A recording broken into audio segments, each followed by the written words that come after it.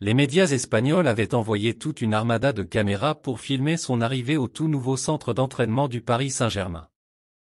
De retour de vacances, Kylian Mbappé n'a pas fait faux bond. L'attaquant du club de la capitale s'est bien présenté ce matin à Poissy pour venir faire sa batterie de tests médicaux. Il fera ensuite son premier entraînement sous les ordres de Luis Enrique demain après-midi. D'ici là, les médias espagnols auront sans doute eu le temps de décrypter tous les faits et gestes du Bondinois. Après des semaines d'incertitude autour de sa non-prolongation, ce lundi était encore un nouvel épisode attendu dans les tensions entre Kylian Mbappé et la direction du Paris Saint-Germain. L'attaquant du club de la capitale s'est bien présenté ce matin, à Poissy, pour venir faire sa batterie de tests médicaux avant la reprise de l'entraînement. Le capitaine des Bleus fera ensuite son premier entraînement sous les ordres de Luis Enrique, demain après-midi. Et selon les nouvelles informations de la chaîne britannique Sky Sport, Nasser Al-Khelaifi sera présent et donnera un discours de pré-saison pour que tout le collectif soit au soutien de Luis Enrique pour la saison à venir. Le président du PSG sera également face à Kylian Mbappé pour la première fois depuis l'épisode de « La lettre », où il avait annoncé publiquement son intention de ne pas prolonger au-delà de la saison 2023 à 24. Alors que de son côté, Paris ne veut toujours pas le voir partir libre. Comme l'indiquait la presse anglaise hier, l'intérêt du Paris Saint-Germain pour Harry Kane n'a pas faibli. Le joueur de Tottenham reste la priorité du Bayern Munich et il semble avoir un penchant pour le géant bavarois. Mais les Parisiens continuent d'y croire, et ils ont activé des plans B au cas où les dirigeants franciliens continuent de pousser pour l'attaquant des Spurs. Et selon nos informations, Paris s'active toujours en coulisses et si les rouges et bleus parviennent à convaincre l'international britannique, ils sont prêts à envoyer une offre que Tottenham ne pourra pas refuser.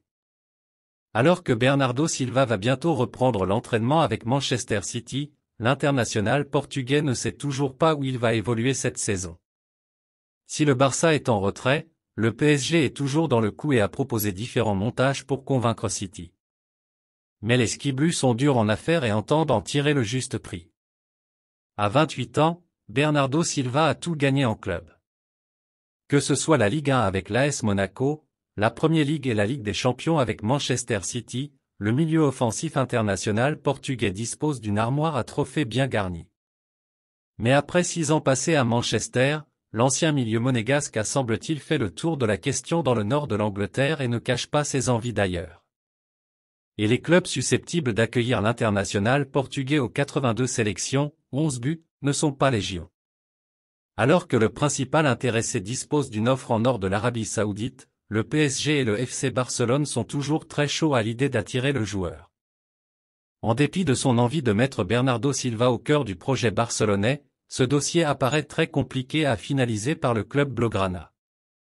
Dès lors, la formation parisienne semble en position idéale pour récupérer un joueur en fin de contrat en juin 2025 et qui ne sera pas retenu par Manchester City en cas de belle offre, et ce, malgré tout l'attachement de Pep Guardiola vis-à-vis du joueur. Tout juste arrivé au Paris Saint-Germain en provenance de Majorque, le jeune milieu offensif Kang In Lee apparaît comme une piste séduisante pour le club francilien. Néanmoins, il pourrait concocter un vrai casse-tête pour l'équipe coachée par Luis Enrique. Voulant renforcer son équipe qualitativement, mais aussi quantitativement cette saison, le Paris Saint-Germain a fait quelques paris à l'instar de Kang In Lee.